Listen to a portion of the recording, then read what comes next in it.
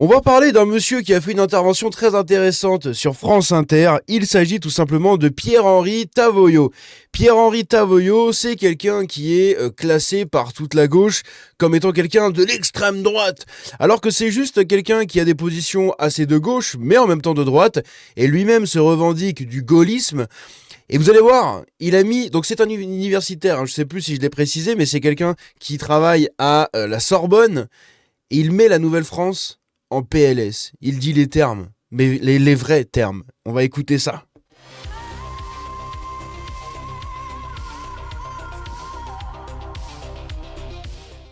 Donc, Pierre-Henri Tavoyot, c'est ce cher monsieur juste ici. C'est quelqu'un qui, comme je l'ai dit... Merde, pourquoi j'ai enlevé ma fenêtre? C'est quelqu'un qui, comme je l'ai dit, dit les termes tout simplement sur la Nouvelle-France. Vous allez voir qu'il va les mettre vraiment en PLS. On lui a posé plusieurs questions. Et d'ailleurs, je suis très étonné de voir qu'un monsieur comme lui ait la possibilité de s'exprimer sur France Inter. C'est assez curieux. Bref, on va écouter ça. C'était dans la matinale, du coup, hier de France Inter. Écoutons ça. La Nouvelle-France, c'est d'abord se dire « nous sommes la France ». La France, c'est notre pays, notre présent, notre futur. C'est ça que veut dire le mot d'ordre. Moi, ce que je crains dans cette nouvelle France, c'est effectivement l'idée que on a une sorte d'apologie du multiculturalisme. Ça, c'est effectivement le côté positif. Et le côté négatif, c'est que c'est une France qui se définit uniquement par son appartenance raciale, par son appartenance, par ses déterminations. Et ça, c'est le contraire de la République. Donc, est-ce que c'est les villes contre... Donc c'est quelqu'un qui défend, j'ai oublié de le préciser, mais comme j'ai dit, il est de gauche et de droite, quoi. Il se revendique du gaullisme, mais il défend énormément la République, la laïcité. En fait, vous savez, il représente un peu cette vieille gauche, la gauche républicaine, la gauche respectueuse, on va dire, de la France encore, qui avait un minimum de patriotisme et de sens, tout simplement de la nation et de la grandeur de la France. C'était vraiment la gauche des travailleurs, la gauche la plus basique, qui est à des années-lumière de la gauche de maintenant, qui est vraiment immigrationniste, tiers-mondiste et tout ce que vous voulez. Et justement, il a des positions très intéressantes au niveau de la laïcité, etc. Et c'est pour ça que je comprends vraiment pas pourquoi il est chez France Inter. Mais écoutez, c'est très bien, hein, et c'est très intéressant, puisque il y a beaucoup de normies, même de droite, qui écoutent France Inter, hein, des gens qui votent RN, Zemmour ou n'importe, mais qui, sans le savoir, en fait, écoutent tout le temps France Inter, sans se dire, ben en fait, j'écoute un truc qui est biaisé complètement à gauche, la gauche immigrationniste, macroniste et tout ce que vous voulez. Et donc un mec comme lui, qui est classé d'extrême droite par les gauchistes, quand il arrive chez France Inter, ben moi je trouve ça très intéressant. Contre les campagnes, les quartiers contre les centres-villes, les jeunes contre les vieux. Je reprends tout ce qu'on vient d'énumérer, les pauvres contre les riches, les racisés contre les non-racisés. Non, alors le terme de racisé, je pense qu'il faut vraiment... Parce que racisé, ça veut dire immédiatement qu'il y a des gens qui sont racisants et des gens qui sont racisés. Et donc ça veut dire grosso modo que les blancs sont racisants, donc sont racistes, et que les racisés sont victimes de racistes.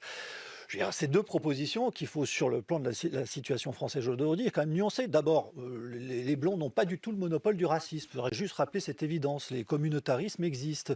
Par ailleurs, on a effectivement un certain nombre de quartiers dans lesquels, je veux dire, cette France, des nouvelles France, si on regarde ces quartiers, c'est une France dans laquelle les jeunes filles n'ont pas forcément la possibilité de sortir en cheveux, comme on disait jadis. Elles n'ont pas la possibilité de sortir en jupe. Deux homosexuels qui se promènent en se tenant la main se font immédiatement conspuer. La question de l'insécurité dans ces 1500 quartiers repérés par Pierre Brochand, qui est l'ancien patron de la DGSE. Tiens, voilà un truc. 1500 quartiers qui sont repérés avec possiblement cette fameuse Nouvelle-France qui fait subir le nouveau multiculturalisme assez ridicule, mais 1500 quartiers. Hein, c'est bien, c'est intéressant. C'est comment vous voulez qu'on s'en sorte sérieusement? Le concept de grand remplacement a été vu comme étant une abomination. Rappelez ce que c'est. Alors, le grand remplacement, c'est l'idée qu'effectivement la population se fait remplacer par une autre, notamment population immigrée. C'est une thèse complotiste d'extrême droite. Voilà, c'est une thèse complotiste d'extrême droite. Mais cette thèse complotiste d'extrême droite devient aujourd'hui une thèse politique d'extrême gauche. Voilà, qui consiste à dire il faut grand remplacer la population. Pour le dire très très vite, le prolétariat aujourd'hui français n'est plus à la hauteur. Il est soit conservateur, il veut conserver les acquis sociaux, soit réactionnaire, il vote Rassemblement national. Donc avec ce... C'est exactement ça. C'est exactement ça. J'ai rien à rajouter en fait à ce que dit ce monsieur. Il a exactement dit tout ce qui est la réalité, là, pour l'instant, sur le prolétariat. C'est exactement ça. Et c'est pour ça qu'il y a beaucoup de gens de gauche qui ragent quand ils voient des prolos voter RN. Ils sont en mode, mais bah oui, eux, ils se défendent, en fait. Ils se défendent.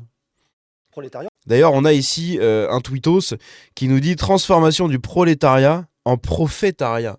Et c'est exactement ça. C'est la transformation du prolétariat en prophétariat au profit justement de la France insoumise et de ses sbires qui, d'ailleurs, je vais sûrement en parler dans une prochaine vidéo, mais David Guiraud, donc le nouveau maire LFI de Roubaix, s'est augmenté. Mais lui, plus ses associés, enfin ses adjoints. Donc ils se sont, en fait c'est ça la vraie gauche, c'est-à-dire que on va soi-disant se mettre à des postes bien comme il faut, mais c'est encore une fois uniquement pour se servir de l'argent du contribuable. Hein, c'est-à-dire que c'est des augmentations à plus de 100% qui se sont fait. Hein. Ils ont doublé leur salaire quoi. C'est magnifique. Hein. Pour les adjoints, vous avez des adjoints qui ont eu une augmentation de salaire de 132% par rapport à l'adjoint d'avant. David Guiraud s'est augmenté de 30 ou 40%. Enfin c'est lunaire. C'est lunaire. On peut pas. Donc les prolétaires ne se sentent même plus représentés par ces gens-là. C'est des gens riches, avec l'argent public, qui sont censés défendre des prolos. Ça n'a plus aucun putain de sens. Prendre le pouvoir, on peut même pas faire la révolution, ce qui est un fâcheux. Donc, il faut impérativement importer du prolétariat et le séduire. C'est ça la logique. Non mais attendez, Ah non, mais l'enjeu de 2027, c'est ça ça. va être qu'est-ce Bien que sûr. c'est que la France et qu'est-ce que c'est que d'être Il manque français 600. Non, non. Mais évidemment, elle peut pas concevoir ça.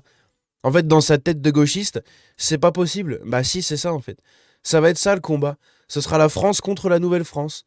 L'ancienne France millénaire et sur la terre de ses ancêtres contre la nouvelle France qui va venir coloniser le pays, quoi. Tout simplement.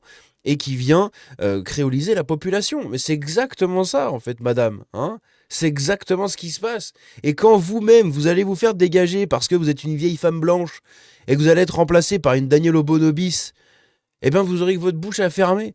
Parce que si vous l'ouvrez, vous allez subir ce que vous faites subir à tous les gens avec votre radio. Voilà, c'est exactement ce truc-là. Les gens vont vous catégoriser de raciste. Pourquoi tu laisses pas ta place à une noire? C'est quoi? Tu es raciste, madame? Voilà. Mais ça, dans quelques années. Là, pour l'instant, t'as encore quelques années de répit, madame, à la radio, où tu peux encore tenir ton petit poste de bourgeoise blanche qui parle un peu aux gens. Mais quand tu vas te faire créoliser pour de vrai et que tu vas te faire éjecter de ta place pour y placer Daniel Obono ou quelque chose comme ça, bah ça va te faire tout drôle. Ah, ça va faire bizarre. Hein. Non, C'est ça c'est pas sans l'enjeu, c'est qu'est-ce que c'est pas c'est gagner le Bah, pouvoir. c'est là-dessus que ça va se C'est jouer. gagner le pouvoir, c'est-à-dire il nous manque 600 000 voix.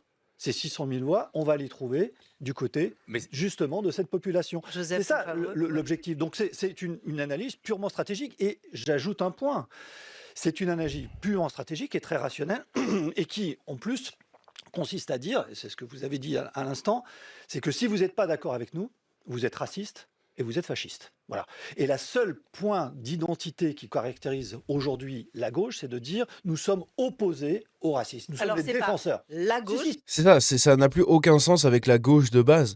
La gauche de base, c'était une gauche qui défendait les travailleurs, qui défendait les syndicats, qui défendait tout ce que vous voulez, voilà, les fonctionnaires et compagnie. Maintenant, c'est une gauche qui défend l'immigration et une gauche qui défend, enfin qui est en opposition en fait à cette droite identitaire, à cette droite ethno-identitaire qui essaye de se défendre sur la terre de ses ancêtres. Donc en fait, la gauche n'a plus aucun sens. Voilà, même lui le dit. Hein. Et c'est un universitaire de la Sorbonne. Hein. C'est pas juste un mec en slip comme moi qui vous le dit. C'est quand même un universitaire reconnu. Et juste pour des positions comme ça, lui, il est classé à l'extrême droite, quoi. c'est dire. Hein. C'est vraiment incroyablement ridicule, putain, quand j'y pense. Mais quoi? Oh là là là. si, c'est la stratégie de Mélenchon d'incarner la gauche en disant tous ceux, et même, Mélenchon n'est pas même tout à la gauche. droite de la gauche. Je Oui, vous oui, rappelle mais que même voilà. Fabien Roussel trouve que dans Oui, cette oui, expression, il y a d'accord. une volonté de fracturer Non, la mais tout France. à fait d'accord. Mais ce que Ah oui, donc elle défend que Mélenchon n'est pas de gauche et tout. Ouais, il est d'extrême gauche, quoi. Enfin, je sais pas. je veux dire, c'est ça la stratégie, c'est de dire nous sommes les vraies personnes de gauche parce que tous Ils agissent comme l'extrême droite de l'extrême gauche, en fait, c'est tout. ceux qui ne sont pas d'accord avec nous sont racistes et fascistes. Vous restez avec nous dans un instant. Bref, exactement. Moi, je suis d'accord avec ce monsieur, hein. Il a dit des choses très intéressantes. Je pense pas que cette vidéo fasse beaucoup de vues, j'en sais rien en fait. Mais je trouve ça intéressant de mettre en avant des gens comme lui, de la Sorbonne, qui sont en même temps diabolisés parce qu'ils tiennent des positions sur la laïcité, sur la République, sur la France, sur tout simplement des positions comme ça de bon sens. Hein, parce que c'est du bon sens. C'est pas un truc, le mec a pas cogité avec son esprit incroyablement ouf d'universitaire. C'est du bon sens qu'il dit. Sauf que le bon sens, on l'a perdu. Le bon sens a été déglingué par cette gauche immigrationniste qui dégage le bon sens pour, elle, placer son bon sens, qui est le bon sens de la tolérance, le vivre ensemble, tout ça. Et ça, c'est extrêmement ridicule. Lui, il a gardé son bon sens. Voilà. On est censé être républicain, laïque, hein, tout ce que vous voulez écouter dans cette magnifique république. On voit où ça nous mène, mais bon, bref, ça c'est un autre débat. Dans tous les cas, lui, il se déclare comme ça, très opposé du coup à tout ce qui est contre la laïcité. Hein, et du coup, il entre en conflit en fait mécaniquement avec cette nouvelle France, puisque la nouvelle France, la laïcité, elle apprend, elle se torche avec. Ils en ont rien à foutre. Et si t'as quelque chose à leur dire, t'es islamophobe. Donc de toute manière, c'est assez ridicule. Mais voilà, je voulais vous partager cette petite capsule que j'ai trouvée très intéressante, faite par French Carcan, encore du très bon travail de clipping, et relayée du coup par F de Souche. N'hésitez pas à me dire ce que vous en pensez dans les commentaires, à réagir un peu à tout ça, mais voilà, je trouve ce monsieur très intéressant, et je vais m'empresser de m'intéresser un peu à ce qu'il dit sur les internets. Voilà, je vais aller regarder un peu son travail, parce que je trouve ça très intéressant d'avoir un prof de la Sorbonne qui tient des positions de bon sens. Voilà, il en reste encore quelques-uns, des résistants au bon sens. C'est magnifique, donc force à lui, et bonne journée à tous. En fait, j'en sais rien, je sais pas comment terminer cette vidéo. La bise, prenez soin de vous, ciao.